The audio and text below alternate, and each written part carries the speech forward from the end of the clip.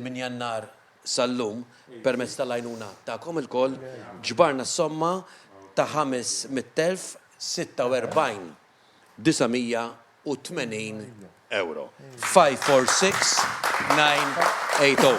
Din kienet is-somma finali miġbura b'290,867 euro minnhom jinġabru tul dawn il-jumejn grazzi għal ġenerosità tal-poplu Malti u Wawċi li joġbu jisma' l-appell tal-Partit Nazzjonalista.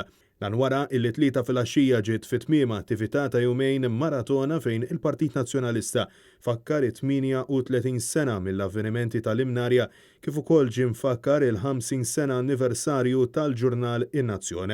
Wa din l-edizzjoni speċjali li xandret b'mod simultanju kemm fuq Net FM kif ukoll fuq Net Television, il-kap tal-Partit Nazzjonalista Adrian Delija saħaq illi l-fatt li l-Gvern Laburist qed jitlob estensjoni tal-eżami tal-Manival juri illi qiegħed jibża mill-eżitu tiegħu illi jaf ikollu konsegwenzi xejn feliċi għal ħaddiema Maltin u Għawċin.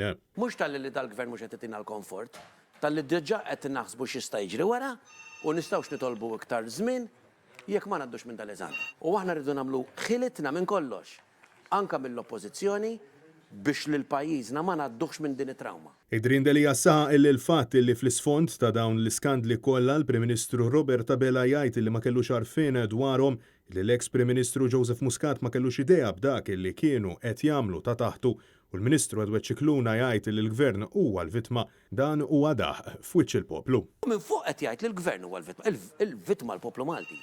Il-vittma min qed iħallas it-taxxa u qed nisirqu ħaj.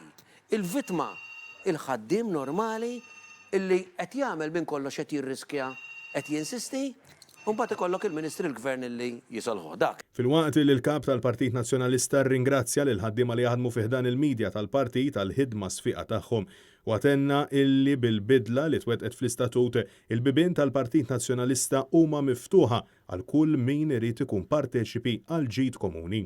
Nikkrejaw, inżidu nwessaw ħalli iktar nies jipparteċipaw, iktar studenti jipparteċipaw, iktar ħaddiema, iktar negozji, iktar minn dawk li huma s-soċjetà ċivili, iktar akademiċi, għax il-Partit Nazzjonalista law ma l-ftit, law jien, law ma tmexxija, imma kull wieħed u waħda minnkom illi tistgħu tkunu parteċipi f'din il-ħolma li għandna għal pajjiżna. Stiedna tul din ix-xandira kien hemm ħafna mill-eks edituri tal-ġurnal eks ħaddiema kif ukoll l-impjegati attwali.